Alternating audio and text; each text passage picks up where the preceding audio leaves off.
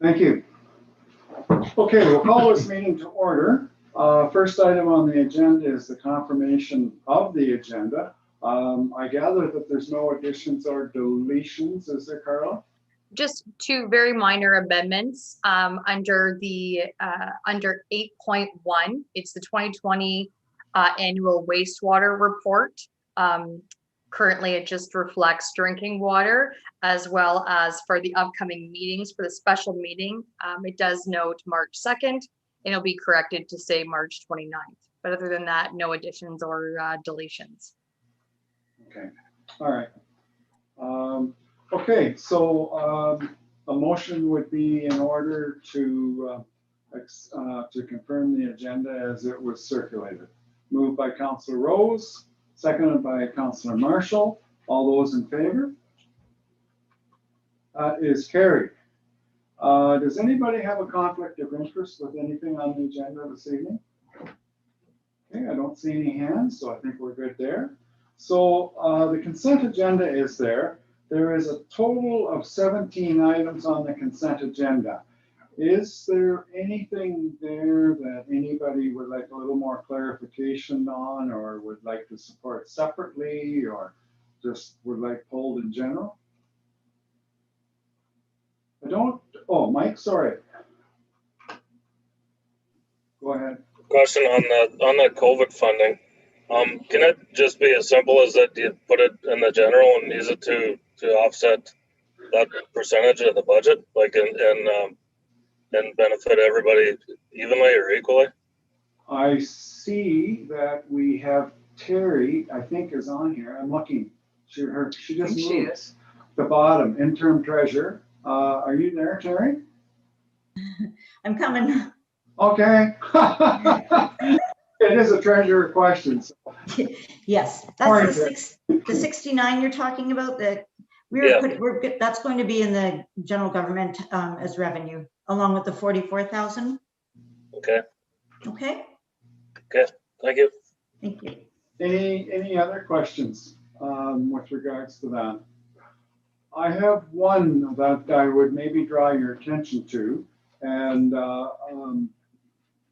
whether you want to do anything with it or not, that's your prerogative. But 4.8 and 4.13 resolutions with regards to the tile drainage installation. And I actually think that would be a good thing to have. And the reasoning is mentioned in there, like farms, you know, they're tiled and then eventually they change hands. And sometimes, you know, they want to redrain them, or they may be a municipal drain going in there. If the municipality had a tile drainage map, it would assist down the road in the future. And I know from personal experience, it used to be if you had a tile drainage loan through the municipality, you had to file the map with the municipality. But you know, there's not that many tile drainage loans anymore, at least not from the municipality. So I throw that out if you know, I guess I'm wondering if it would be worth supporting. I just thought it was a good idea to, you know, when a tile installer comes in, just to give the municipality a copy of the map. Any comments, Councillor Murray? Sounds like a very good idea to me, actually. So I would move that we support this in some fashion, however staff see fit. Councillor Harold, did you have anything further? No, comments are very similar. Yeah, we could support the township of Howick, maybe. It's the closest one to us. They're both the same. I believe the wording is the same, but Howick is almost a neighbor. And I'm not sure. I kind of looked at Carla. I guess we just let them know that we feel the same way and that we support their resolution. I agree. I would also recommend sending it to the Minister of Agriculture, Food and Rural Affairs as well, because I agree in terms of drainage, this information is very valuable. Well, and I'm sure that you must have people coming in asking all the time if there's tile maps in in the file somewhere. I think once a week wouldn't be an exaggeration. It's quite often. Okay, well, if we, we'll pull it then, I guess, and we'll deal with it separately. Or we can, we'll pull it out, we'll deal with the consent agenda, and then we'll come back and deal with 4.13. Does that sound okay? Okay, so a motion then to accept the consent agenda with the exception of 4.13. Councillor Marshall and Councillor Rose, all those in favor? Opposed, if any? That is carried. Okay, so motion or resolution listed here, 4.13, with regards to the Tile Drainage Installation Act. Motion to support the Township of Howick with that resolution. Do we have a move? Well, I think Councilor Murray indicated she would move that. Do we have a seconder? I'll take Councilor Harold. Any further discussion on that? Nicholas? Would that automatically get it to the Perth County GIS so that I can look up the tile drainage map then on my computer of the farm that in question? I can't, I'm not sure, but I do know that depending on when the aerial photography is done for the county, you can pick out the tile map so easy in the spring. When the one farm that I do farm, only a quarter of it is on the GIS map, but it's all systematically tiled, but only a quarter of it made it onto the GIS map. Okay. Carla, can you answer that at all? It could just be the timing because they do it kind of in group chunks when they upload that. And then OMAFRA themselves have a separate GIS map that I think that the county is looking into integrating with. However, there is a newly formed GIS working group within the member municipalities and Perth County GIS. So it's something that can be brought up at the next meeting. Okay, good. Any other questions on that? So if we support this, Carla, is this something that we could even do on our own if we wanted to? We could always request it. Yeah. We do have a lot of the tiling maps Yeah. in the property files, but it is something that we could request. It might be, yeah. Okay, good. Okay, so it's been duly moved and seconded. Any further discussion or questions? If not, then all those in favor? Opposed, if any, that is carried. Thank you. Good. All right, the next item then is we have a public delegation, and we have Justin. Yes, and I'm looking and I don't see him. Should I see him somewhere here? There he comes. Okay, and Justin is here from the Economic Development and Tourism from the County of Perth. And I think he's been here a few times. So anyways, he has a presentation to make at this time. So, and I'm looking here again and I've lost him. Oh, there he is on the side. They keep moving around here tonight. Justin, the floor is yours. By all means, take it away. Great. Thank you, Mayor McKenzie, Your Worship, and thank you to members of council for receiving my delegation today. I'm going to be allowed to share the screen, so I'm going to go ahead and do that.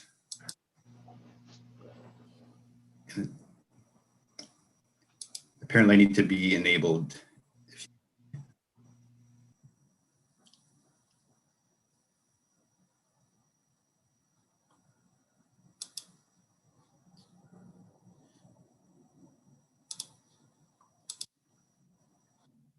Hopefully that is showing up for everyone on the screen. Looks like we're good to go. Excellent, thank you. So again, thank you, Mayor McKenzie, Your Worship, and members of West Perth Council. I wanted to take this opportunity to provide an update to West Perth on the efforts that the Perth County's Tourism and Economic Development Division has been undertaking on behalf of the county and West Perth to support businesses throughout the COVID-19 pandemic, and also to highlight some of the key initiatives that we will be undertaking throughout 2021 to continue to support those businesses through the pandemic and towards that longer process of economic recovery.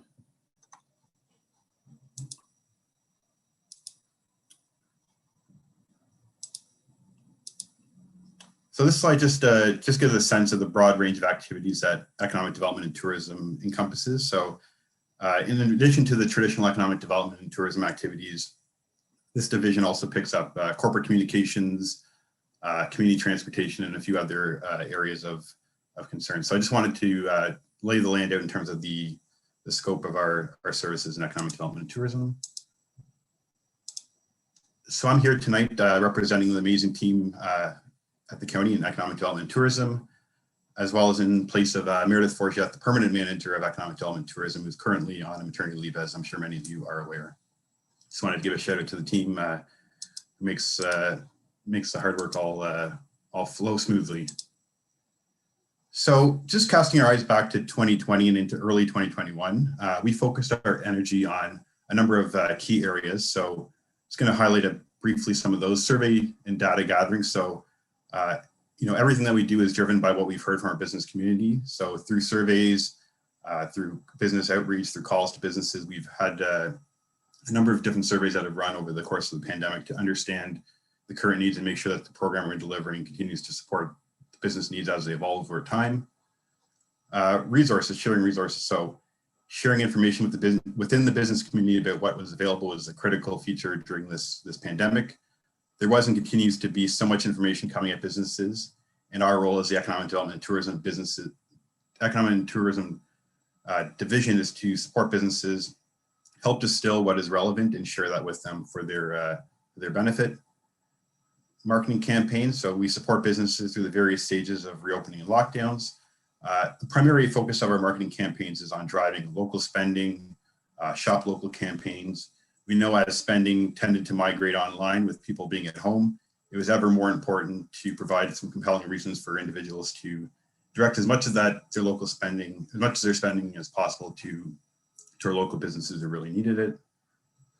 Training programs. So examples of this include helping businesses get online, which has been critically important through the pandemic, providing social media training, as well as our digital Main Street program and our digital service squad, which was a really valuable asset that helped support that training over the last number of months. Business outreach, so complementing our surveys, we're continuously reaching out to our businesses to find out the stories behind the data, uncovering gaps in funding, uncovering the real stories behind those data points, and then finally connecting businesses with funding sources. So probably one of our most important features here is helping connect businesses with existing sources of funding to help support them through the pandemic.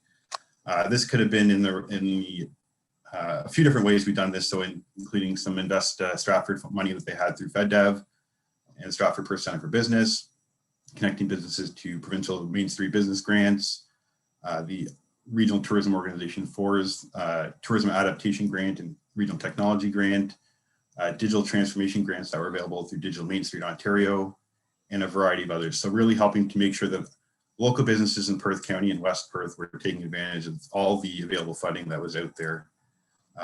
As well as we provided a number of different, while not providing grants directly from the county, we did provide a number of, cost-saving initiatives to businesses, including PPE, reopening kits, buying gift cards. So ways that we were able to either put money in businesses' pockets directly or save them some money in terms of not having to outlay cash for PPE and other reopening items. So those are just some of the ways that we help connect businesses to funding, and as well as delivered some support to businesses ourselves at the county. So moving on to, I've included some examples here of some of the resources initiatives that we delivered over 2020 and 2021. Hopefully you're familiar with some of these, as you may have seen them through our social media, on the county website, or through previous presentations that either myself or our staff has given at the West Perth Economic Development Committee, BIA meetings, and others. So I just wanted to call your attention to those, and I'm hopefully that these are somewhat familiar to you.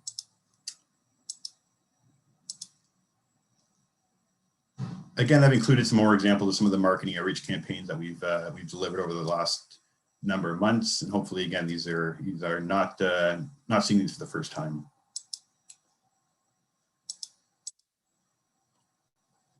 So while some of these campaigns may, they seem like feel-good activities, they do very much have an impact on boosting both business morale and economic impact. So just wanted to maybe draw the council's attention to a few of these that were particularly well received. One example of this was our traveling deal wheel that circulated around the county last fall. I'll just give you one quick story about how this fun activity actually directly created some economic impact. So we were made aware by one business in the county that I believe it was a bakery, that the family had picked up a gift card, had gone to a restaurant earlier on the summer, and had purchased a meal and had received a spin of the wheel and had received a gift card for a local business that they had actually never heard of before. So I believe the family might have been from the Kitchener-Waterloo area. Anyway, so they had ended up coming back to use that gift card that they had won, and had actually been the catalyst for a full day of activities that they'd spent in and around the county, visiting a number of businesses, taking part in some recreation. So just one kind of real world example of how some of these marketing campaigns drive investment back into the community. And then another example I'd maybe like to draw the council's attention to is our Take the Pledge campaign. So this, we ran this just prior to Christmas at the end of last year. This initiative encouraged residents to spend 70% of their holiday shopping locally and take the pledge to do so. Those who did take the pledge were entered into a chance to win a local shopping spree. So, doing some quick math in terms of the economic impact of this initiative. So, with the average Canadian spending approximately $1,100 on holiday purchases and 566 residents taking the pledge, we can kind of reasonably extrapolate that the economic impact of that holiday shopping was over $430,000 in the local economy. So, just one way to kind of reemphasize how these local marketing campaigns actually generate spending in the economy. So moving quickly to some highlights for 2021. There's a number of programs that we have both launched and on the horizon that I wanted to bring your attention to. So I'm sure you're all aware of PC Connect, our local transportation project, which is within the Economic Development and Tourism Division. Currently, the PC Connect is operating for essential rides only, but even despite that, and despite the various stages of lockdown, we have seen a pretty significant growth and a positive growth trend in terms of ridership on PC Connect. The Digital Service Squad program, so this is our provincially funded, FedDev funded program to offer a Digital Service Squad coordinator who was working directly with local businesses to help them get online, develop e-commerce platforms, access some funding through Digital Main Street Ontario, provide social media training and assistance. So we actually were just notified, I believe it was last week or the week before, that we were able to get an extension on this program. So we're just in the process now of onboarding a new Digital Service Squad coordinator as the last one. Unfortunately, I had to leave for other employment given the precarious nature of the program being funded through the federal grant. So, but we are really thrilled to have this program continue on and some support from the government to keep that happening. There were a number of businesses in West Perth that were able to access funding through Digital Main Street Ontario. We're able to utilize the services of Claire Alini, our Digital Service Squad provider.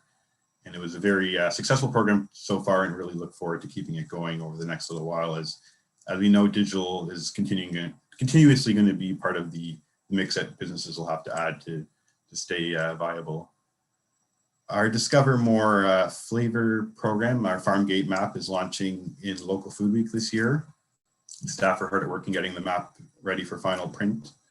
So you may already start to see some of these signage popping up across the county. I know that our tourism officer has been out delivering the signage so that all the businesses that are interested will have their signs delivered and ready to display for Local Food Week. I believe it's the last week in May. And maybe just to that point, if there are other businesses that aren't currently listed on our Perth County Farm Gate map, they can definitely get in touch with us and we can make sure that they're listed for the new launch. The Tourism Adaptation and Technology Grant, I mentioned this a little bit at the beginning, with a partner project with Regional Tourism Organization 4. And what this did is it offered tourism businesses some access to some grant capital to adapt their business, whether that be putting in a takeout window or adding another entrance, or buying a point of sale terminal so that they could offer contactless payments. There were a number of businesses within Perth County, within West Perth, that were able to access this funding through our TO4 that we at the county helped administer. So I wanted to bring your attention to that. More highlights for 2021 in our plan for the year ahead. Workforce, visitor, and investment attraction continues to be a priority, even in spite of COVID. So we have a couple of projects that will be launching in the coming weeks. Our workforce and engagement attraction project was funded partially through the the Rural Economic Development Program. It's really a multifaceted project, all about bringing and retaining youth and workers to Perth County. As we know, workforce continues to be an ongoing challenge. Some of the components of this project include attending job fairs, some marketing kits sent directly to employers that they can distribute to their employees, and some targeted marketing for into urban markets around Perth County to help entice some of the recent grads and youth to come back. Our Perth County Certified Experience Program. So this is really based on ongoing research that shows that experiences are really what travelers are looking for right now. They're getting away from kind of the more big ticket attractions and kind of venturing further afield to explore new opportunities, new experiences, many of those outdoors, many of those in our own backyard. So the Perth County Certified Experience Program will have a number of Perth County businesses working with tourism specialist, Kim Clark, to develop experiences that will be geared towards outdoor experiences, COVID-friendly experiences, small group outdoors, and will really help drive forward a number of new experiential options for travelers and residents to explore their own backyard and support the drive to hyperlocal that is really going to be the focus of tourism for the next foreseeable future anyways. And then our virtual FDI business attractions. So in addition to attracting workers, we obviously work closely to try to attract businesses. So we continue to meet virtually with a number of companies from across Europe and in other areas to help them match them with local opportunities, whether they be upcoming development sites or sites that will become available due to exiting employers. And maybe I'll circle back to the Perth County Community Improvement Plan, which I kind of skipped over. So we've actually submitted an application to RED again for this project with the hope that this program can be a catalyst for a post-COVID development. So if successful, and if we can roll this program out this year, it'll provide incentives for business to develop, continue to pivot and support pivots that have been made to address COVID. So example, again, in terms of the business looking to implement a takeout window to take advantage of any revenue stream that they discovered from COVID. A community improvement plan, as we imagine it, would help them to offset some of those costs. And then finally, moving to advocacy, outreach, and community engagement. So, sorry, bear with me a second. So the engagement for the Perth County Equity, Inclusion, and Anti-Racism Charter is now open and live on the county website. So anyone can go ahead to our website, www.perthcounty.ca/charter, fill out a survey to have their voice heard, as well as register for a roundtable that will be facilitated by our expert facilitator later in the month. We will be launching in the coming weeks our COVID Business Survey 3.0, so an opportunity to check back in with businesses. We know obviously that the pandemic continues to shift and the impact of businesses continues to change, so we want to make sure that we are proceeding with the most recent and most relevant information from our business community. And then finally, continued advocacy for Perth County businesses. So continue to be responsive to sectors that slip through the cracks and advocating for them. I've included in the bottom there an example of that. Most recently, we were hearing from our accommodation providers that they were very much falling through the cracks, not being eligible for a number of the critical programs, the $10,000 to $20,000 small business grant that the province had been delivering to many businesses across many sectors. They had not been eligible for that.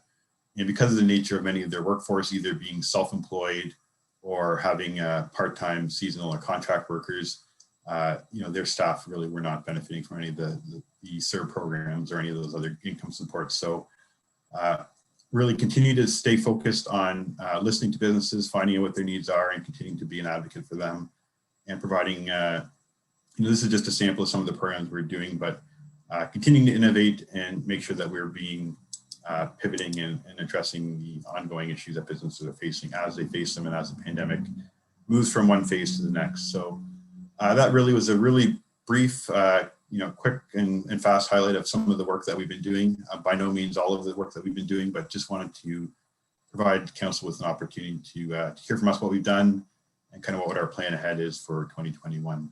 And we'll stop screen sharing and welcome any questions.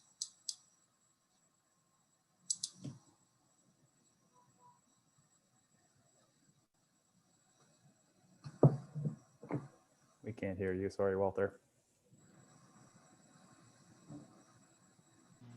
There we go. That cost me $5 probably. Thank you, Justin. That we appreciate telling us what all has been going on, and I know you've been certainly busy. Any questions for Justin with regards to what's been going on in that particular department at the county? No questions? Well, thank you very much, Justin. We appreciate you giving us the update. That was great. Great. Thank you, Your Worship, and thank you, everyone. Have a great night. Very good. Thanks. Okay, moving on.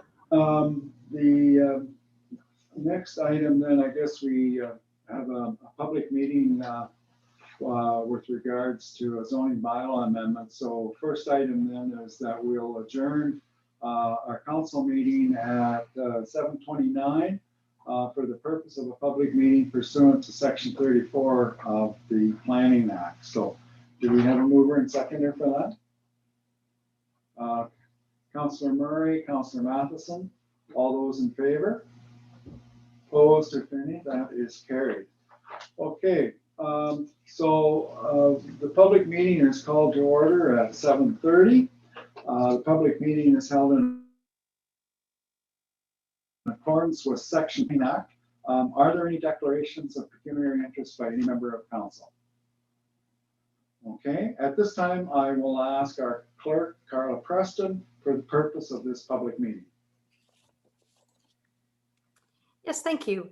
The purpose of this public meeting of the Council of the Corporation of the Municipality of West Perth is to review an application for proposed amendment to Bylaw 100/1998, the zoning bylaw for the Municipality of West Perth, and to allow interested members of the public the opportunity to ask questions or offer comments with regard to the application.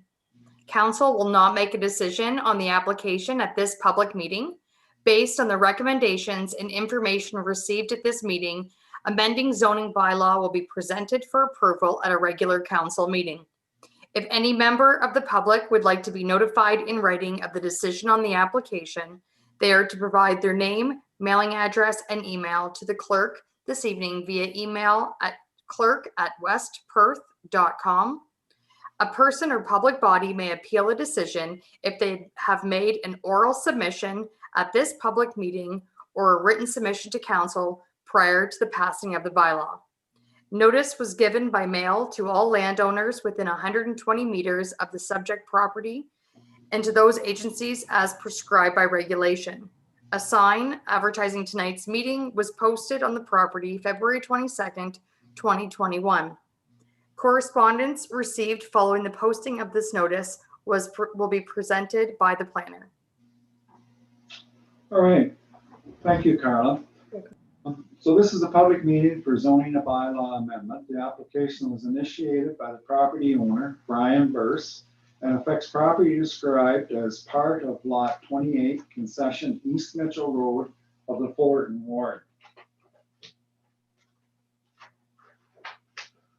At this time, I will call upon David Gundrum, our planner for the Municipality of West Perth, to review the application. David? Thank you, Your Worship. Good evening, Mayor and Council. The application before you tonight is a proposed amendment to the West Perth zoning bylaw.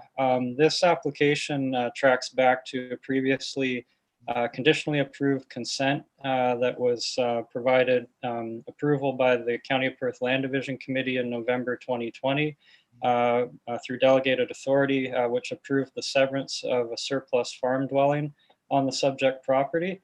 The zoning bylaw before you tonight forms one of the conditions of the provisional approval that was provided by the Land Division Committee. The zoning bylaw amendment will do several things. It proposes to place the severed lot within a site-specific A1 zone to restrict the uses on the severed lot purely to non-farm residential uses as per the County of Perth surplus farm dwelling severance policy. It also proposes to place the retained lot within a site-specific A3 zone to limit the uses on that property to prohibit any future permanent residential dwellings from being established on the retained farm lot. Additionally, due to the creation of the new lot lines for the severed lot, it would also recognize a reduced lot frontage of 10.15 meters for the severed lot, whereas the zoning bylaw for West Perth requires 30 meters of frontage. And it would also recognize a reduced side yard setback of 1.57 meters for an existing barn structure, whereas the zoning bylaw requires a setback of 7.5 meters. I will note for council that the existing barn to which this reduced setback applies through a condition of consent will be required to be deemed incapable of housing livestock through a change of use permit that will have to be issued by the chief building official. In our review, in response to the public circulation, there is one piece of correspondence that we received from the Upper Thames River Conservation Authority dated March 9th, 2021. The UTRCA responded noting that they have no objections to the application for zoning bylaw amendment. County planning staff have found the application to be consistent with the provincial policy statement 2020, that it conforms with the County of Perth official plan, and that the amendment represents good planning which would implement an existing conditionally approved consent. So that is a summary of the amendment being presented to council tonight. County planning staff are recommending that West Perth Council approve the application for zoning bylaw amendment that's been submitted by Mr. Brian Bears. And I'd be happy to answer any questions that council may have. Thank you. Okay, thank you very much, David. So at this time, I guess is the more formal part of the program. I would ask if there is anybody that wishes to speak in support of the application other than the applicant or agent. And I don't see anything lighting up. Is there anybody wishing to speak in opposition to this application? And again, I don't see anything. Does the applicant or agent wish to say anything at this time? And I don't see. Just here to answer any questions, Your Honor. Okay. All right. Any questions or comments from council? I don't see any hands going up, so it looks like everybody is satisfied with that. So if there's no further questions or comments, I would like to thank those in attendance for their comments. Should council proceed with the adoption of the zoning bylaw amendment, notice of passing will be provided as prescribed by the Planning Act, and a 20-day appeal period to the local planning appeal tribunal is in force. At this time then, I would now close this public meeting at 7:36 and reconvene to our regular council meeting. So thank you, and thank you very much, David.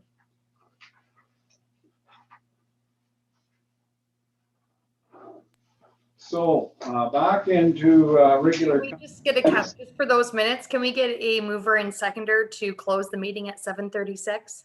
Oh, okay. I thought I did close it, but anyway, you want to mover and seconder? Okay. Mover and seconder to close the meeting. Councillor Bell. We have somebody want to second that? Councillor Tan? Okay, all those in favor? Opposed, if any, that is carried. Thank you. Okay. Next item on the agenda is reports, and 6.1 is an application for consent to sever, number B6220.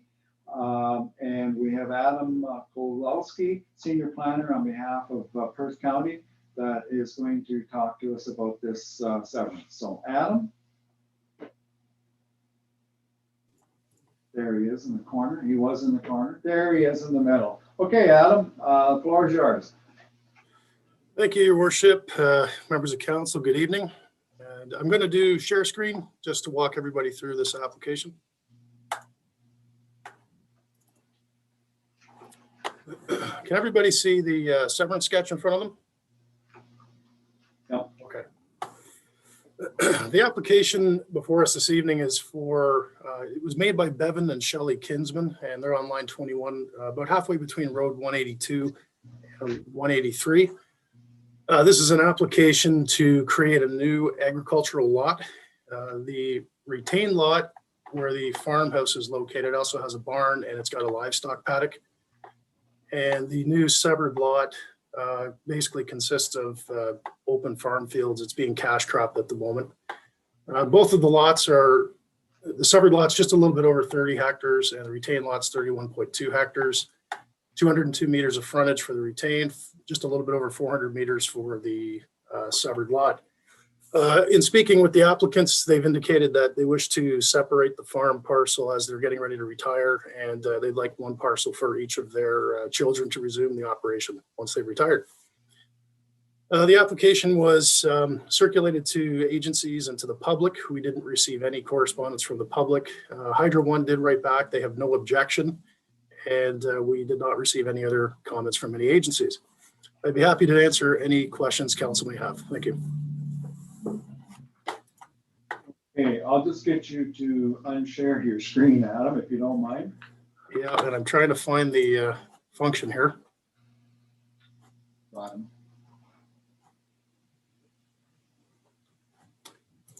There we go. Thank you. Oh, sorry. Okay, I'll undo that. There we go. That's good. It's the only way I can see if anybody has any questions. All right. Any questions for Adam with regards to that application for severance? Anne Marie Murray. So they can make those two parcels, but they could technically sell that severed parcel to anyone. It's not specific to be sold to children, for instance. That's correct. They've indicated that it's for beneficiaries, but the Planning Act doesn't control who it's sold to. Okay, thank you. Any other questions? Councilor Marshall? That's the second parcel. It doesn't have a residence on it now. If that's correct, could they build one on there, or is that prohibited? I'll let Adam answer that, I guess. Yeah, through you, Your Worship, the parcel to be severed would be vacant, and if they wanted to build a dwelling on that lot in the future, that dwelling would have to be accessory to a farm use. So they'd have to establish farm buildings and structures before the house. Any other questions? Deputy Mayor Knight? I question that. Why do they have to build a barn? They'd have to meet the minimum distance from the barn that's on the other parcel.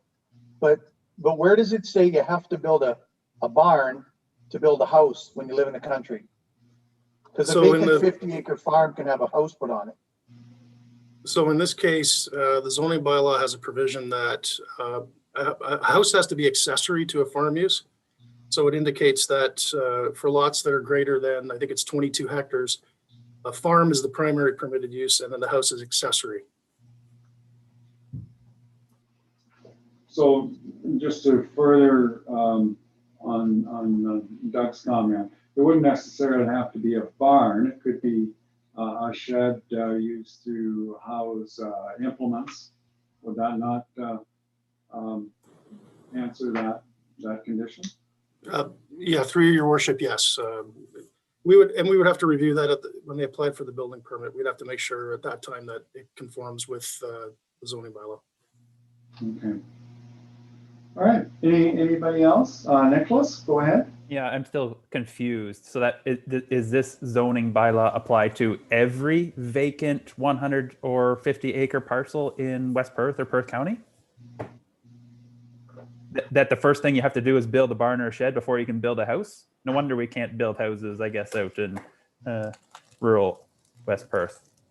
Yeah, through your worship, the zoning bylaw lists agriculture as the primary permitted use. So I can look further into that, but some of the decisions I've seen and some of the bylaws I've worked with since I started indicate that agriculture is that primary use. So if they came in for a dwelling, they have to demonstrate a farm use first before a residential use. The residence has to be accessory to some type of a farm operation. No, go ahead, Sherry. So, for example, a family owns multiple farms and one of them doesn't have a house on it, as long as they're not animals, they're cash crop, they have to build a shed. Like, I'm just thinking, own multiple farms, only have houses on 3 of the farms, the 4th farm doesn't have a house on it, or a shed or anything, that family can't, and they're cash crop, that family can't build a house on it? I would have to look at the bylaw wording. I don't have the West Perth bylaw in front of me. Okay. Deputy Mayor Ide again. I never like to pick on Adam because I picked on him the first time. There's a 50 acre parcel up on line 44. The guy called me. He lives in West Perth. The farm's in Perth East. And Perth East told him he couldn't build a house on that 50 acres. But then he went back, the planner Perth East, then he went back and talked to Rhonda, the mayor. And then I believe he can because he owns that property. And if he builds a garden shed, I think the word agriculture is the other 49 acres of that farm, 49.5 acres will be agriculture. But that's what they decided in Perth East just last week when Van der Eyck's couldn't figure out why they couldn't build a house on a property they owned that met all the minimum distances. Now, I don't know what the zoning was, but that farm's been a 50 acre farm. Walter might do it at land division for, I don't know, probably 100 years. It's been a 50. So I we'll let that go until the person wants to build a house on it. But I don't see any reason why a person can't build a house on their own property. And that's something that Adam can maybe look into. Like I wasn't aware of that condition, to be honest with you either. And certainly, Sherry made some good comments. And in this case, especially if it's going to be 2 family members that the parents are going to divvy the farm up to, and one obviously has the buildings and has a shed that they can store equipment in, but the other family member maybe sharecrop and can use that equipment or sharecrop that equipment or whatever. So I just wonder, but you can look into that, Adam. We appreciate you getting back with an answer on that one. Yeah.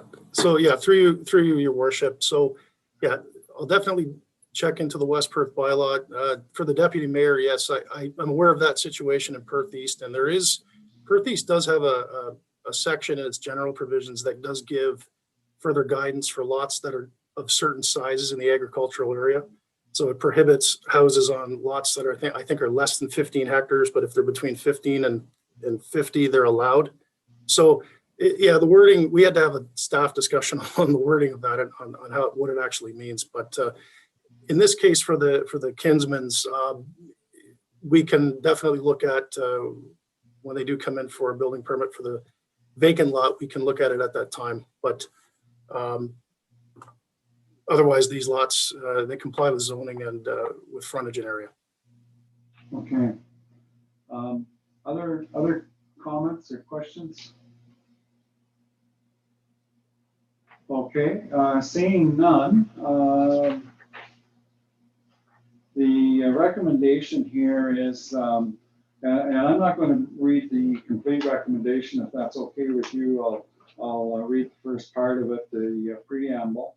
I think everybody has had it for the weekend to look at. Unless you want me to read it, and I can, but I don't see any heads nodding one way or the other. So I'll just read the preamble. So the recommendation is that West Perth received a report entitled Application for Consent to Sever, number B62/20 by Bevan and Shelley Kinsman, affecting lands described as Lot 28, Part Lot 29, Concession 11, Hibbert Ward, Municipality of West Perth, 911 number 7529, line 21, dated Monday, March 15th, prepared by County Planner for information, and that Council recommends to the County of Perth Land Division Committee approve the application for consent to sever of B62/20 by Bevan and Shelley Kinsman for property described as Lot 28 and Part Lot 29, Concession 11, Hibbert Ward, Municipality of West Perth, 7529, line 21, subject to the following conditions, and there's 6 conditions listed there. And my understanding that I don't need to read the 6 conditions, is that right? Okay. Do we have a mover and a seconder for that recommendation? Moved by Councilor Rose, and do we have a seconder for that? Councilor Murray? Any further discussion on that? Okay, seeing nobody's hands up. All those in favor of this recommendation? Opposed, if any, that is carried. So thank you very much. Thank you, Adam. Your worship, members of council, thank you very much and have a good evening. Good, good. All right, moving on then. Our next report is from the chief building official. So Bob, yep, right front center. You take it away, please. Thank you, Your Worship. Good evening, council. Building permit summary for the month of February.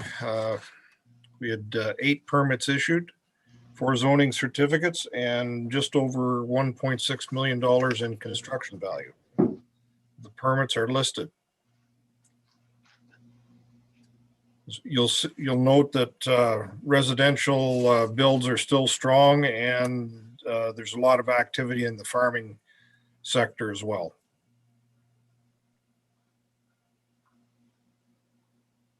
Questions for Bob? Don't see any. Anything else, Bob? Spring is here. We're starting to get into a few property standards, cleanups, and that sort of thing. So you'll notice some activity out there in your general neighborhoods. Okay. All right. Thank you very much, Bob. Thank you. Next is the fire chief's report. So Chief Hunter. Thank you, Mr. Mayor. This report's for the months of January and February. As council can see, our call volume is returning back to normal, basically the average for the last 3 years. With COVID, we continue to train in small groups, and we are going to continue that this month, limiting it to a maximum of 2 platoons, and we'll be reevaluating that for April. As most of council is probably aware, we had a pretty significant fire beside the municipal building, and the firefighters were able to go in and rescue an occupant, and she ended up surviving. So that was a pretty high stress situation, and everybody performed very well, and was really proud of the way that everything turned out that day. As far as public education and prevention, we're just continuing our regular work, kind of stepping it up a bit now that the lockdown is over, and I'll try and answer any questions of council. Okay, thanks, Bill. Questions for the fire chief? Looks like you're good, Bill. Thank you. Thank you. Okay, next is the operation manager's report. So, Mike. Yep, so this is another report. Not really much different than 2 weeks ago regarding the health and safety and what the crews are currently doing. Tenders and contracts. We typically annually do a rural resurfacing contract. Due to market conditions, we have always received 2 competitive bids, and because of the market conditions, we're only anticipating 1 competitive bid. So I'm recommending to council that we defer the line 21 and line 24 paving until 2022 and add the line 53 project that we are anticipating and doing in 2022 to 2021's project with Perth County that we approved 2 weeks ago. It's just because of we already know the unit prices, and the contractor is already currently doing the west section of that line 53. So I have that recommendation in front of you. Okay, we might as well deal with that at this particular time then. So as Mike indicated, the recommendation is there that West Perth let tenders, actually, you didn't mention Nelson Street. No, that's next. Part of this, eh? How do you go with that, and then we can deal with it all at once, eh? Okay. And I'd also like to seek council's approval to authorize me to have BM Ross prepare and to tender Nelson Street Phase 3 reconstruction from here on to Eleanor Road. Okay, any questions on that so far? All right, so the recommendation then that we have here is that West Perth let tenders for Nelson Street reconstruction Phase 3 for 2021, and that the Council of the Municipality of West Perth direct staff to proceed with an additional 6 kilometers of paving on line 53 from Road 164 to Road 150 with Brantco Construction, and that the council authorizes staff to increase the original tendered price of tender 2021-031-2022 by 500,000 to permit the added construction works. We have a mover and seconder for that recommendation. Councillor Bell and Councillor Tam. Thank you. Now, questions? Councillor Jankowski. I guess my question through you, Your Worship, is what the company Brantco has West Perth had any previous experience with this contractor before? West Perth has not had any experience with Brantco. However, last year they were successful with the County of Perth on one of their projects. And I went and looked at that project and the quality of work and workmanship was second to none. The county was quite pleased with Brantco's performance and the company as personnel. So I have no issues with Brantco construction. Other questions? Councillor Tam. For Nelson Street reconstruction, Mike, any consideration to speccing anything different for the boulevards, like as far as sod or maintenance of it, or we just had issues with the first phase or two of that discussion a few times. Yeah, I drove Nelson Street, actually the Phase 2, which was done 3 years ago, and actually a lot of that grass that we were concerned about last year has actually come back. I think it was mostly to do with grub or some kind of a bug in those sods and grasses. We have in our contract that we will be placing sod, and that the contractor is to look after and maintain it for a 60-day period,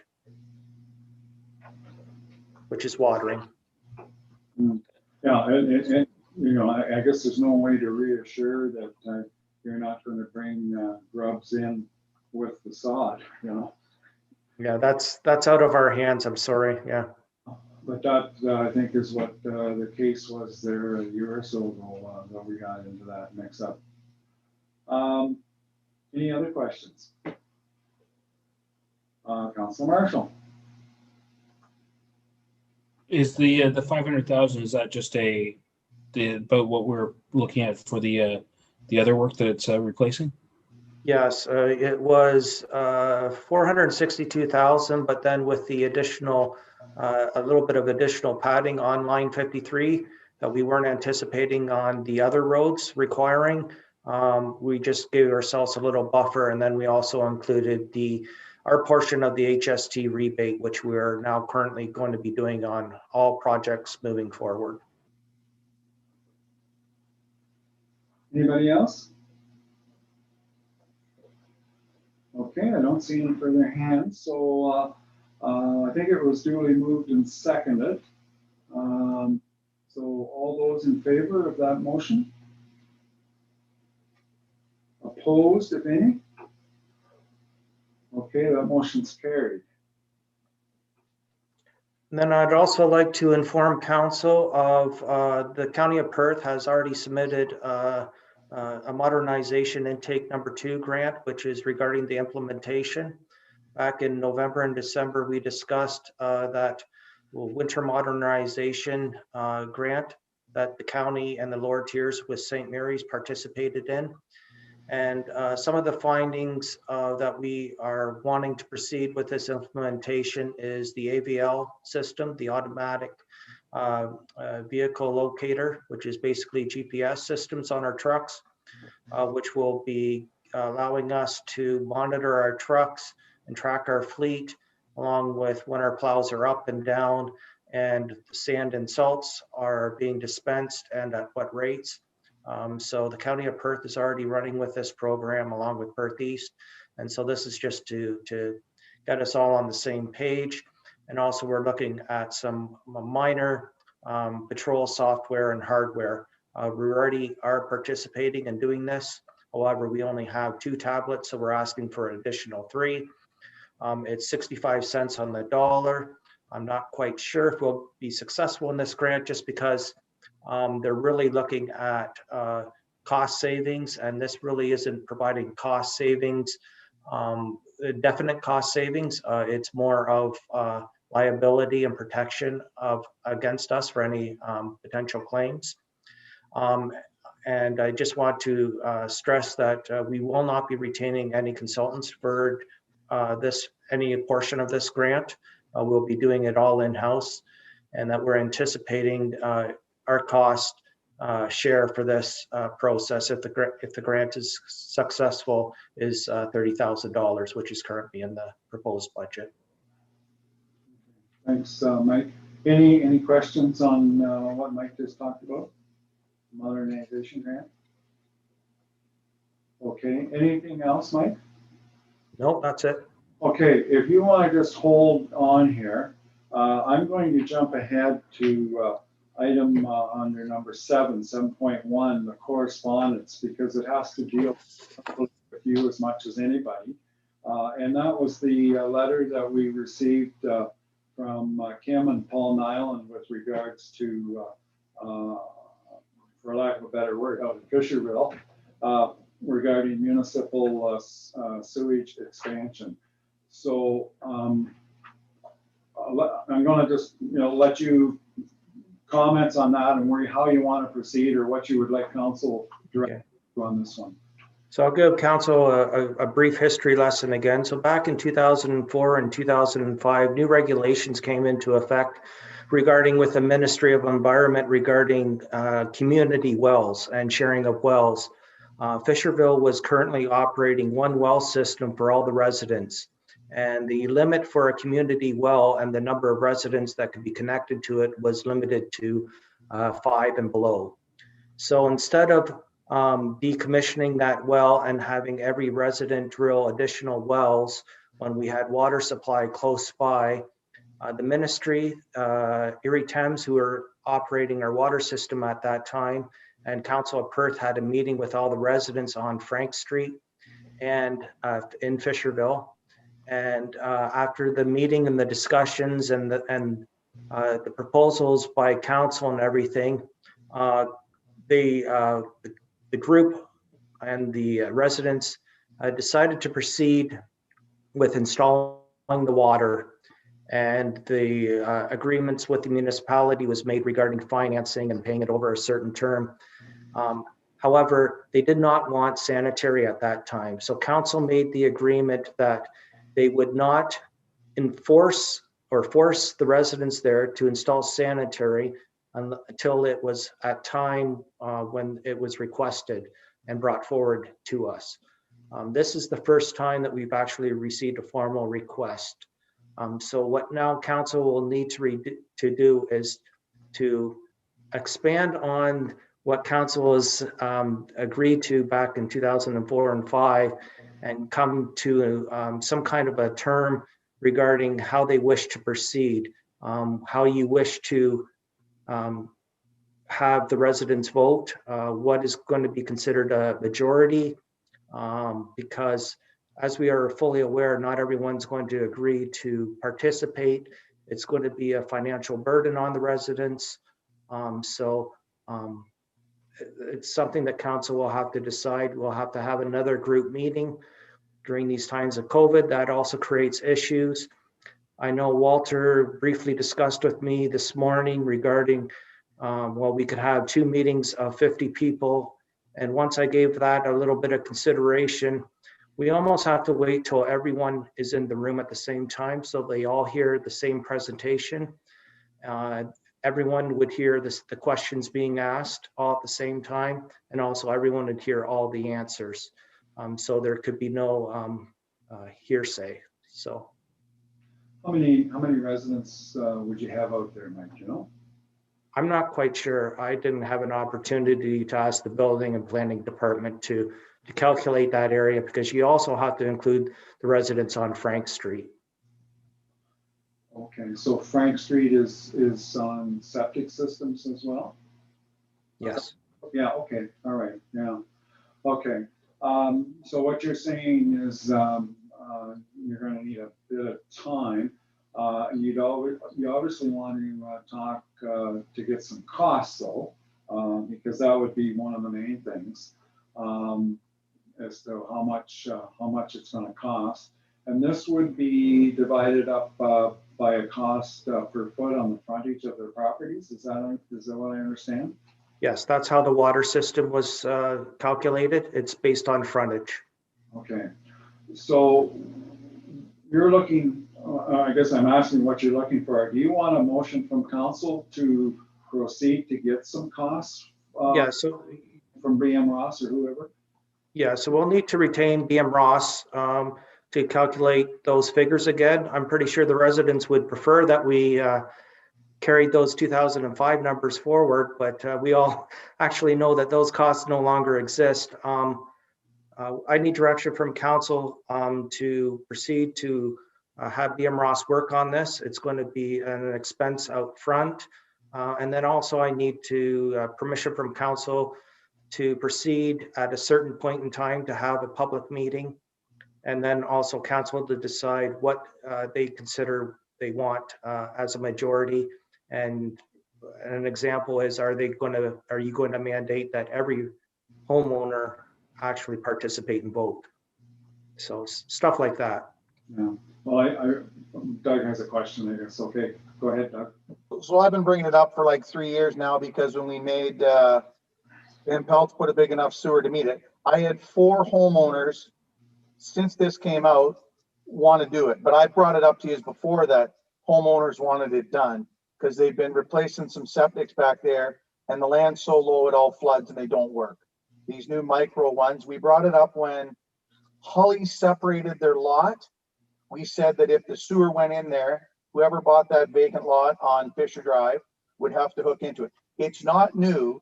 I think all the people that live there know someday it's going to happen. We have to secure how Mike wants to do it, I think is what Mike wants to know.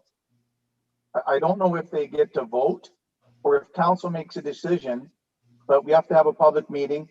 We're going to do, there wouldn't be 50 homeowners there, and we're going to do 50 people. I think we can do 50 people in a meeting. So this person's asking for 1 to 2 years from now, but we would have to do it in 2022.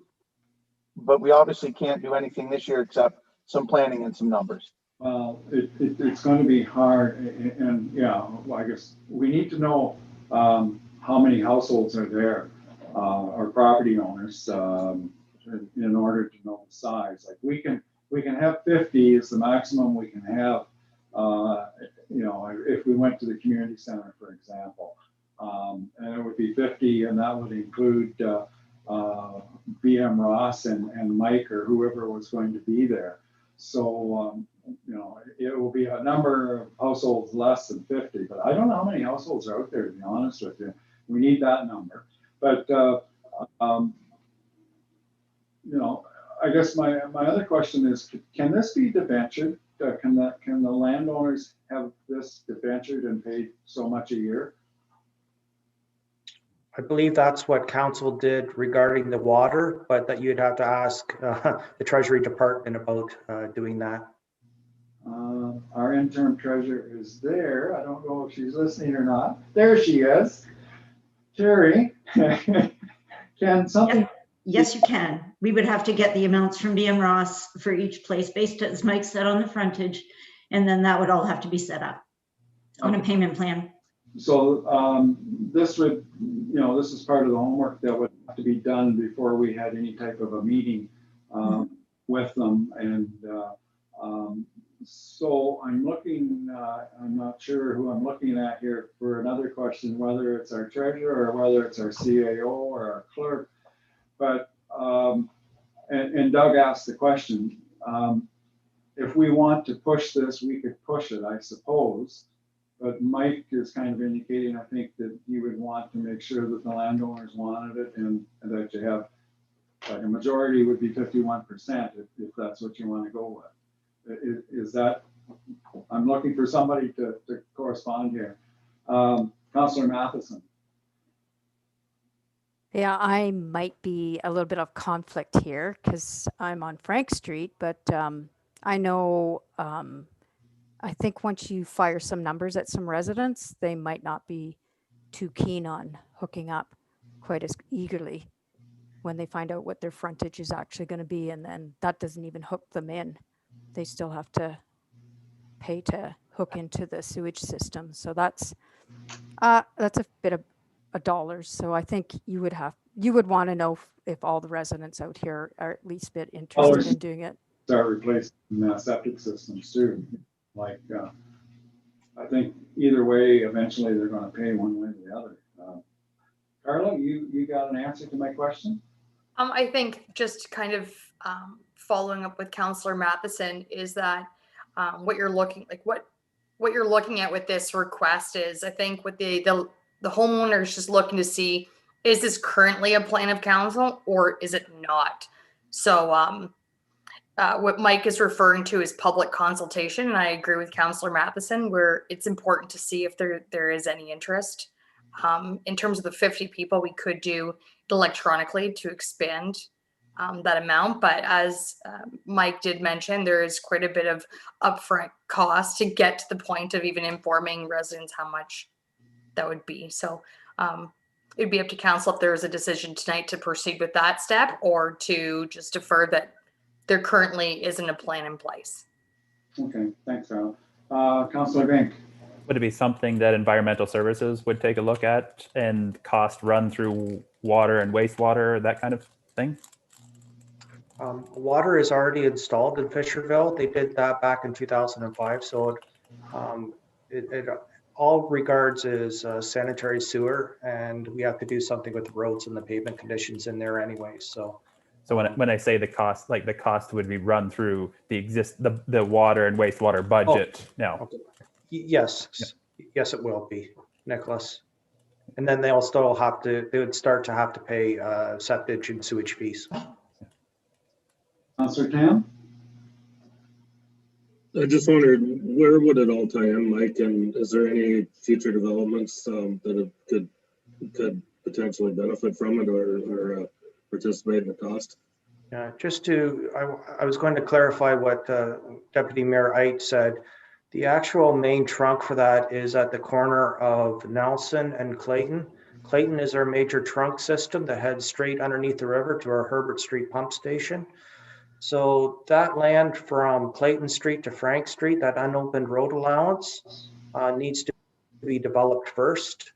We will be paying our share on that development because we'll be asking the developers to keep the sanitary as low as possible and oversize it for our needs. So we'll be contributing to that.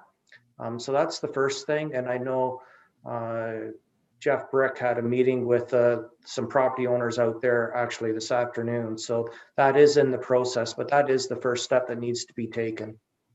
And then council needs to authorize to proceed with the cost estimate, then to hold a public meeting because council did agree to wait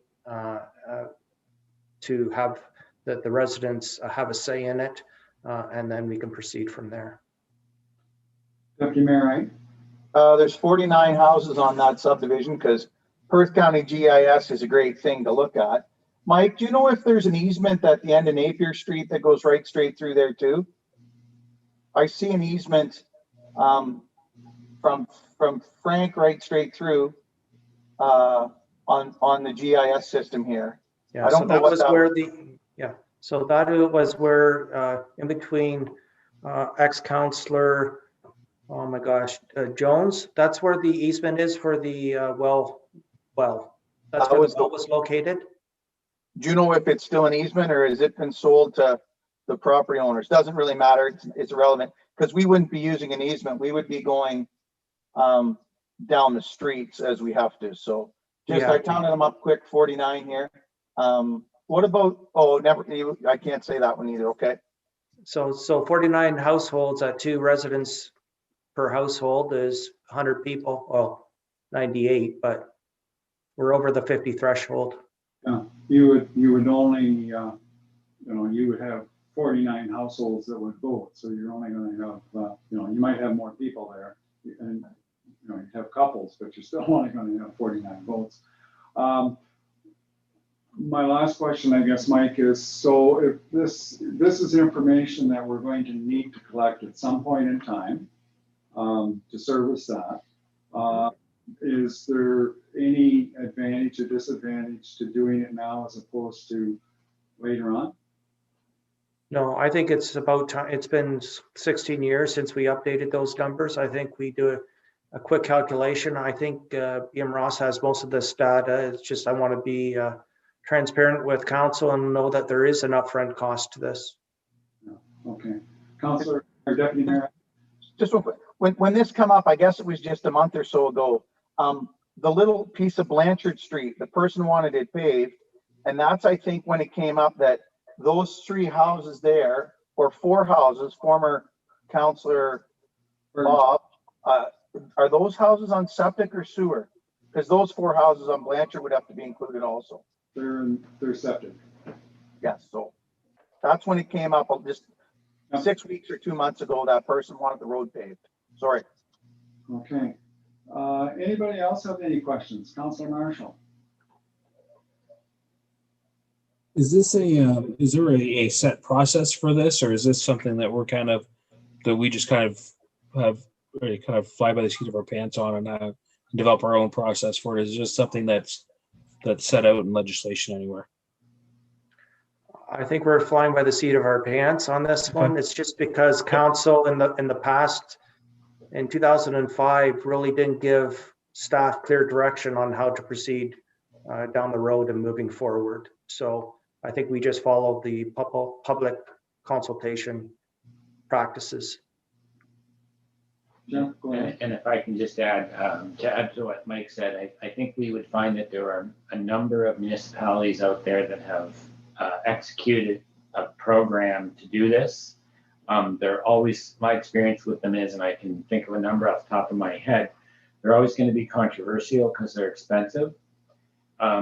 Although I think it's been pointed out that it's very expensive to replace septic systems, and living with soggy yards is also inconvenient, and people might want to make these kinds of improvements to their properties. So it's a good question to ask. They're expensive, and you have to have a pretty strict process of ensuring that everyone's required to participate. And you can't make those kinds of things optional because it creates inequities which then become problematic down the road. So we could, BMROS, I think, could very quickly find a number of municipalities that have gone through it, and we could find a process to follow, but we'd have to make it work for our own local situation. Any other questions? Okay, you've got all the information here. And I guess it's council's call what you would like to do, whether you want to at this time proceed to get some costing and information as to what this would be, knowing full well that it may not fly or it may fly, but you got to start somewhere. I guess at this time I'm going to open it up and see what your wishes are. And don't all speak at once. Councilor Marshall. Maybe when I look at this letter, I don't see a request. I just see information. That doesn't mean there aren't people there who don't want it, but do we need an actual request from somebody that lives there before we go ahead with this, or should we, because again, this just looks like it's a letter for information to me, not a request for us to put this in. So. And I look at it, I guess, Jeff, as it's maybe not a request, but certainly they're going to spend 20 grand 2 or 3 years down the road, likely upgrading the system that they have. And I think if we come along 5 years after that, or there's requests 5 years after that for a sewage system, they're not going to really like that either, I don't think. Councilor Rose, you had a question? No, I was going to say maybe we should at least get some costing so we know what we're dealing with or what the residents there would be dealing with. And then we can give them the information and hopefully they can make a better decision. No, I think that myself, I think that's a good point and a good way to go. The cost never goes down. No, it won't. It won't. No, that's for sure. Do you want to make that a motion, Murray? And we'll see. Yes, I would, please. Okay, so it's been moved by Murray that we proceed to get a costing. Councilor Pinkowski, you're seconding that? Or a question? Yes, I'm seconding that motion, Your Worship. Yes. Thank you, Dean. Okay, any further comments or questions with this recommendation? Okay, if not, all those in favor of this motion? Opposed? Okay, that motion's carried. So yeah, and I guess we just look forward to Mike coming back at a later date with some information, and then we'll have to make some decisions at that point how we proceed to get that information to the ratepayers involved out there. Sorry, Nicholas has got his. Yeah, but could it go, this information go to environmental services? Environmental services coordinate some information meetings for the residents and then come with a recommendation back to council? Yeah, it could. Yeah, like we're just basically giving permission for Mike Knight to go and get some prices, so they could go back to environmental services. That information, I don't see anything wrong with that, and eventually it'll come back to us. So. I don't know if we really need to add that to the motion or not, but that would be our understanding, I think. Okay. So that motion is carried then. Anything else, Mike? No, that's it. Good. Thanks for that direction. Good. Thank you. Thank you. Okay, we're going to back up now. I just thought to deal with that correspondence when we had Mike here would be timely. So. All right, Darcy, our Recreation and Facilities Manager, your report, whatever. Thank you, Mayor McKenzie and Council. So my report is on the Optimist Let's Play Together Phase 2 and 3. As I showed in the correspondence, the Optimist Club is interested in moving ahead with Phase 2 and 3 of their project this summer. I give kudos to the Optimist Club. They've been very good to work with. They've kept staff informed with any decisions that they've made, and now they're looking to keep council informed and get the location of the playground approved by council. So we met with both the Lions Club and the Optimist Club. and they are both on board with the location that we selected. So I'm here to answer any questions that I can. Okay, any questions for Darcy on that? Just a quick one, Darcy. So we built that pavilion to have functions in it. Is a playground right beside it the best thing? Could the playground go to the north of it so that the place to the south where the people are supposed to sit for a concert or whatever, there's not a playground in the way? Just, I know originally it was going to go beside the barn, right? So the kids weren't running across the street. And it's moved a couple times, but definitely with the location. I mean, it's tough to show on the map, but we definitely want to keep the use of what the pavilion was built for as that, but we don't feel that the playground will be in the way of stopping any events at the pavilion. It's as you can see in the picture, it's not a huge playground, and we think we can do it rectangly down that it won't affect what's in the pavilion. What's the distance from where your X is to where the pavilion is? So, I mean, we just went and staked it out quick, but I would say there's a good, and maybe if Jeff can and point in, I missed the meeting that they actually staked it out, but I believe it was at least like 20 to 30 meters off of the pavilion, with the pavilion angled toward the river. How close is it to the hydro? Yeah, we were even thinking as much as 40 meters. So the plan being the depth of chairs you would go if you had people go out that side of the pavilion for a concert, that the playground would be far enough away that you could have a lot of people around that pavilion, and the playground kind of ends up being a complementary use.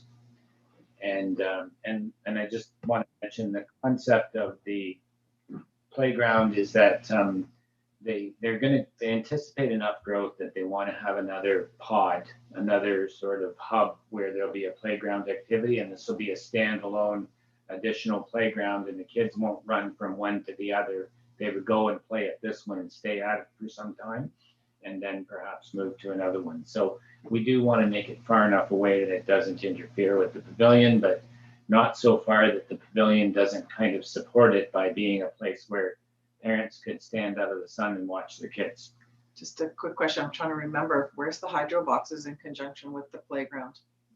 So the question for you, Mayor McKenzie, the question from Councillor Bell is about the hydro boxes, and the hydro box is right at the road. Yeah. And actually we want to, when we have our first opportunity, we'll probably move that hydro pedestal to the south about 20 or 25 feet. But all that hydro is right there. It won't interfere with this playground. Well, I'm just wondering, is it close to the playground right now? Because when you use the function, you're going to have cords upon cords plugged into that hydro running into the thing. That was mine. Yeah. Talking about little kids, hydro boxes, and power cords. Fair enough. And so the power cords will all run directly from the pedestal to the pavilion, although actually the way that we've set the pavilion up, we fully wired the pavilion and shouldn't have any surface wire. Okay. It should all be in the outlets that are in the pavilion. Yeah, we wired the pavilion for sound, so to speak. So all of the outlets should be right in the pavilion and eliminate that need. But, and Darcy's, we had, the one thing about it is we had a real good conversation with the Lions Club and the Optimists about this on the site, and Darcy had to decline that meeting that day, and I went out, and it was a really wonderfully cooperative effort about, let's pick this space. This is a really good location for it, and it kind of complements the pavilion and creates the extra space that if they were too close, you'd have them running back and forth across the road. So both community groups felt it was far enough away to work. So I guess, and my concerns are the very same as the deputy mayor's. Like, to look at it here on the map, it looks plenty close, and I guess I would like to see it a little further south if it could. And I realize, it's quite possible that both would be used if you had a function at the pavilion, and kids are playing on the playground. You want it far enough away that the noises aren't going to compete with one another. So I think my ifs would be yes, if it could just be a little further south, it might be better. And I don't think that's an issue. Like, if we moved it another 10 or 20 meters south, I don't think it's a huge issue right there. Yeah. that we could move it a little bit further south. Well, I know We're we're not stuck on it. here somewhere around in there too, but maybe it's a little further away too. Yeah, we're good that way. Okay. Anything else on that one? Okay, we kind of just leave that with you, I guess, Darcy, do it. Yeah, I think my recommendation was that council approve the location. And I mean, we're kind of going to be a general location because, yeah, we may move it 10 meters a little bit more south to make sure that that pavilion is able to use. Okay, I can support that. I did just to look at it on the map and I haven't seen the stakes, so that's my fault, but it just looks plenty close, just looking at it on the map. So the recommendation, and that's noted. We'll make sure that it gets lots of room from the pavilion. So the recommendation is that we approve the location and plan for the Optimus Club Phase 2 and 3 of the project. Do we have a mover and seconder for that recommendation? Councillor Murray and Deputy Mayor Wright. Any further discussion? Okay, all those in favor? That is carried. Thank you. Okay.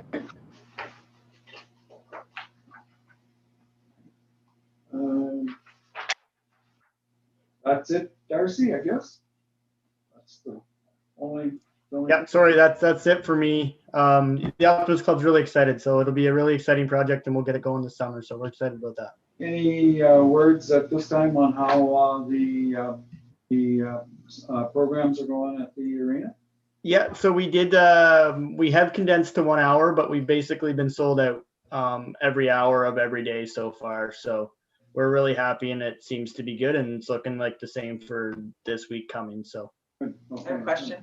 How the Tuesday night kids fitness club, is it going to be permanently permanently canceled, or it's just been low the last two?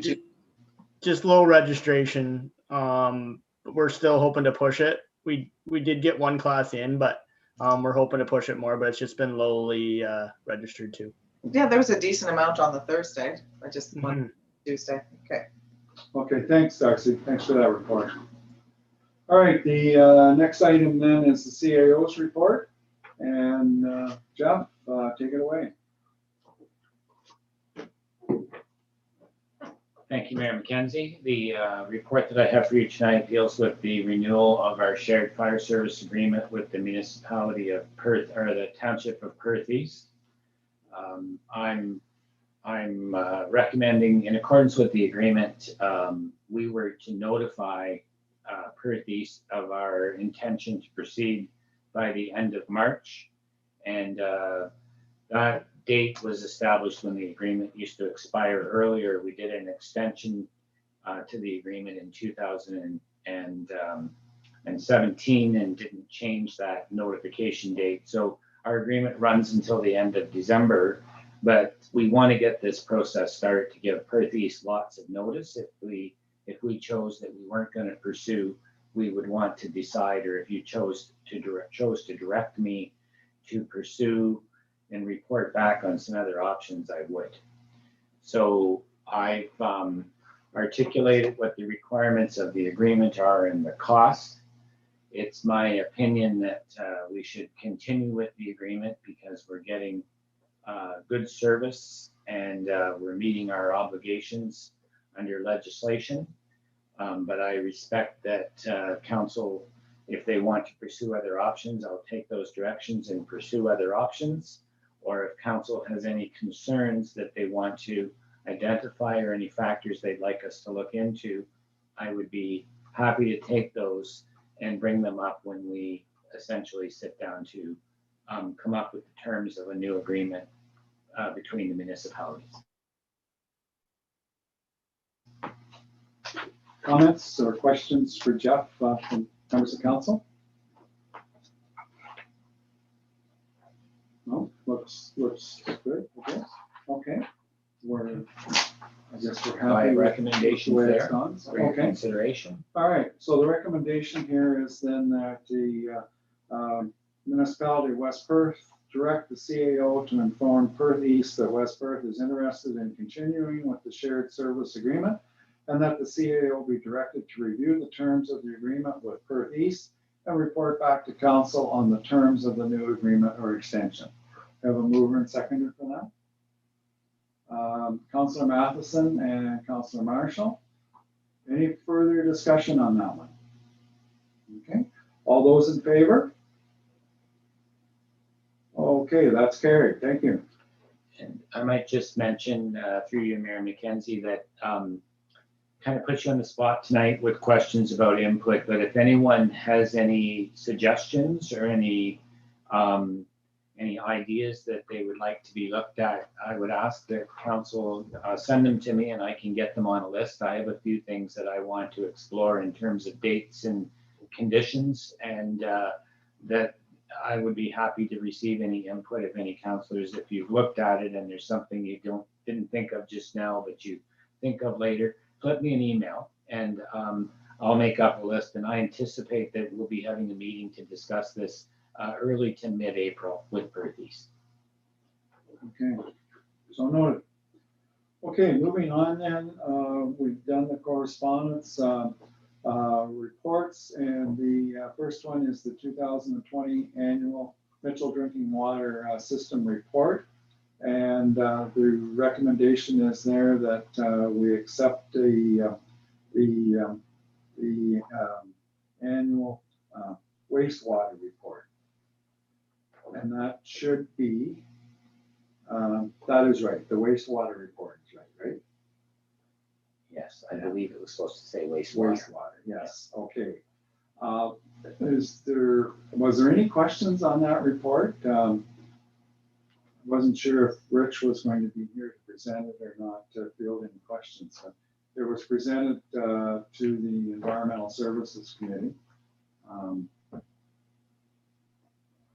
If there's no questions, don't see any hands coming up here, then the recommendation is, as I read, that we accept the 2020 annual wastewater report. I have a mover and seconder for that. Moved by Councillor Matheson, seconded by Councillor Harrell. Last call for questions. Okay, all those in favor? Opposed, if any, that is carried. Thank you. All right, their information there, Savo Bayfield Conservation Authority. Councillor Tan. There we go. Sorry, I keep unclipping my video to turn the speaker on. In front of you have The agenda for this Thursday's March 18th meeting. And you have the minutes from Thursday, February 18th. So if there's any questions, I'd try and answer them, or I'll get an answer. Any questions for Mike on that? Okay, I don't see any hands coming up. So the recommendation there is that we accept reports from staff and councillors as presented, and further that all correspondence not specifically dealt with by resolution be received and filed. I have a mover and seconder for that. Councillor Murray and Councillor Rose. All those in favor? That is carried. Thank you. We have a bylaw, zoning bylaw 239, being a bylaw to amend bylaw number 100, 1998, as amended for property described as Lot 28, East Mitchell Road concession, former Township of Fullerton, 911 number 2574, Road 137 in the Fullerton Ward. And the recommendation is that West Perth gives first, second, and third and final reading to bylaw Z 239 -220 this 15th day of March, and the mayor and clerk are hereby authorized to sign and affix the corporate seal. We have a mover and seconder for that bylaw. Councillor Marshall. We have a seconder. Councillor Murray. Discussion? Okay, if not, all those in favor? That is carried. Thank you. Coming events, there's a number of events coming up that I want to draw your attention to. First one is the 24th, and that is a council or a budget meeting, special meeting to deal with the budget. So that is March the 24th. March the 29th is a special council meeting, and that is has come out from the working group on the building working group to provide information to council before we have the public open house on the 30th. April the 6th is our next regular council meeting, and then April the 19th. And then we're getting into May already. So those are the upcoming events with regards to council. Councilor Murray. Are those, is the budget meeting and the other meeting, are they both at 7 o'clock? Yes, yes, yes. And as we're hoping that the public open house is going to be that, it would be an open house as opposed to a Zoom meeting. But we'll just have to, we'll have to see how that goes. We need a bit of sound equipment that's ordered, I guess, and it's not here yet, is it? Well, then I would say, I think ideally we would like to, we think we can manage an open house in terms of having pre-registrations, and we'll obviously put those details out as we plan that open house over the next week to 10 days. But we would promote it in the newspaper. We would have pre-registrations. And of course, we're going to have to monitor if there's any change in public health guidance. But we believe that with the limit that we currently have, and with our ability to kind of show people through, we would really like to try to do this as a personal engagement rather than a Zoom engagement. And the intention is to have this at the community center. It would be, yeah, that's, we should mention that. The intention would be to have it at the community center with a kind of organized, having everyone walk through a bit of an organized presentation, and then a bunch of display boards for folks to be able to ask questions. And if I think I would speak on behalf of the working group that we feel that there's a lot of good information, and it's a complex decision, but we want to make sure that questions get answered so that the residents that are interested in this have the same information that council has. And we would encourage council to attend to be able to participate in the gathering and exchange of that information. And that's why an open house is such a nice thing. But we're going to have to obviously make the proviso that if things change as far as public health guidance, then we would have to postpone or regroup. And what if we had more than 50 people want to come? Was there appetite to do it on 2 different days then, to split them up? Or So great question through you, Mayor McKenzie, a question from Sherry about what happens if you have more than we can handle at a time. So we're anticipating sort of 3 time slots. And if we in our pre-registrations are finding that that we've got lots of interest, we could add a 4th time slot just on the end and keep it all on the same day, ideally. And if it gets to be more than that, then we'd want to look at a 2nd date.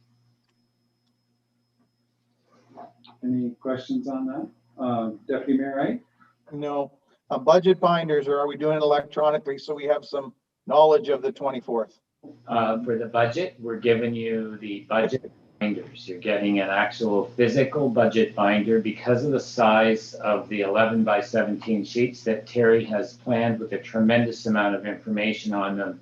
We want to give you actual physical binders. We'll make a digital version available, but our first priority is to get a physical binder in your hands this Friday. Terry, am I saying anything I shouldn't say there? No, thank you.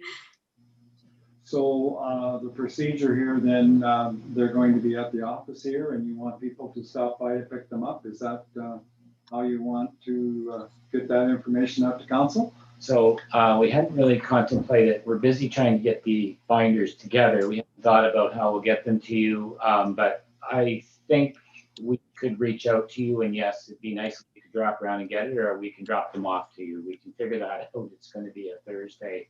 We're hoping for Thursday, actually, right? Or maybe Friday. We'll see. Okay. Stay tuned. So maybe possibly an email will have to go out letting us know when we can actually pick them up then, but we're figuring on Friday at this stage of the game. I think so. Yes.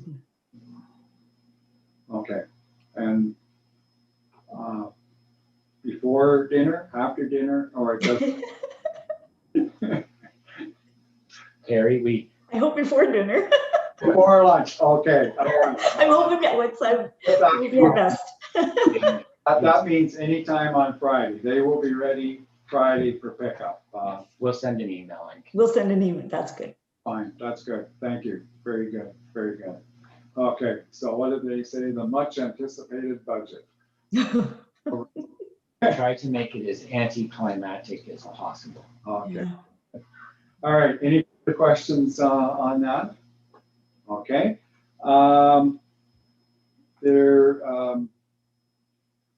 Any other business at this time? Okay. We do have a closed session. We will, if there's nothing further, we will proceed into a closed session at 8:44 for the purpose of addressing the personal matters about an identifiable individual. We're still doing that, including municipal local board employees, a proposed or pending acquisition or disposal of land by a corporation. So do we have a mover and seconder to go into closed session? Moved by Councillor Bell and seconded by Councillor Rose, that we go into closed session. All those in favor? Okay. Good, thank you. So just before we do the confirmatory bylaw, then I'm just going to ask Jeff just to give us a bit of an update here.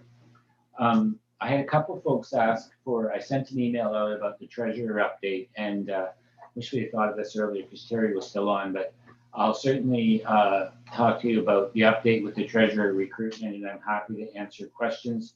It's not an identifiable person, so it wouldn't be an update that I could give you in a closed session because there's no identifiable person, but I'm happy to advise that as I outlined in the email I sent to council, we started the recruitment process, and I'm trying to remember if we had 13 or 14 or 12. We had a number of applicants, which I've disclosed to council, and at the same time, though, as we were reviewing those resumes, we were also evaluating our work tasks as far as the status of treasury, and what our priorities were to get a budget approved, to get a budget prepared, and get a budget approved, and kind of a big picture roadmap of some changes that we want to make to Treasury to help to assist a new treasurer with a transition.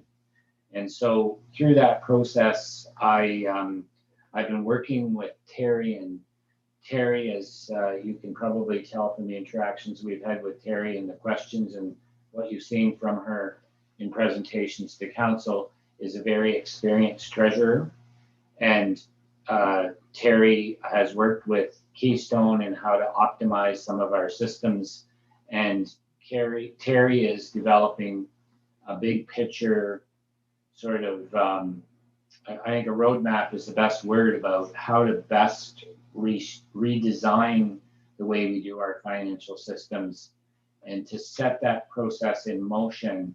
And then, and she's been able to give us the extra time to do that work.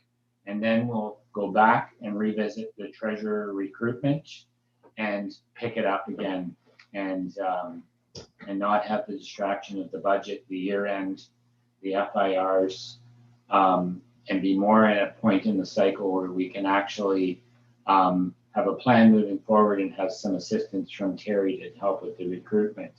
And so that's the reason for delaying the recruitment process. We want to make sure that our person is, that we can recruit is successful. I think with the little delay of, I think it's going to be about a 2-month delay, it would be advisable for us to go back to the market and post it again. And I did inform, provided detailed emails to each of the individuals that applied the first time to advise of our intention with just pausing and then re-recruiting, and that those resumes, applications have been kept for consideration when we get back to this. I'm happy to answer any questions that are appropriate to be answered in an open session, and or try to expand on any of that you'd be interested in. Okay, any questions on that at this time? Councilor Trinkowski? So through you, your worship, so the contemplated redesign of the systems or the structuring of the Treasury Department, that would tie into the qualifications and the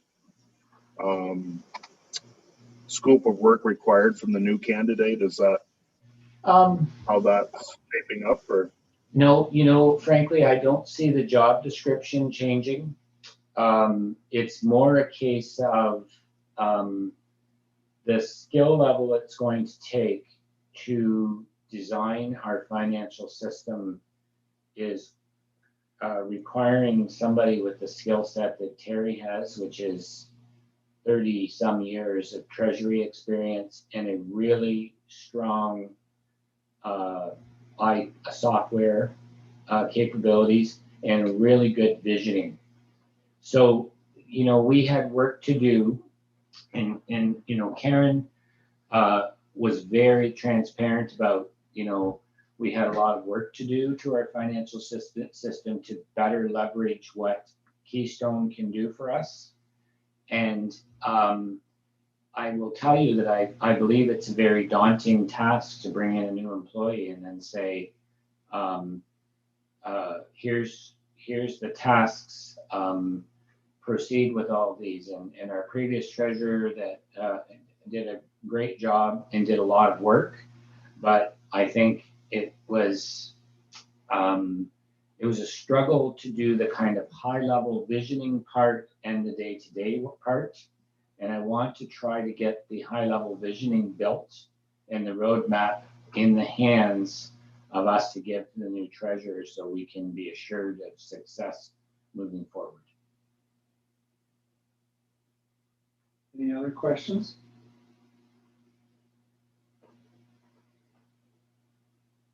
Okay, if there's not, we'll move on.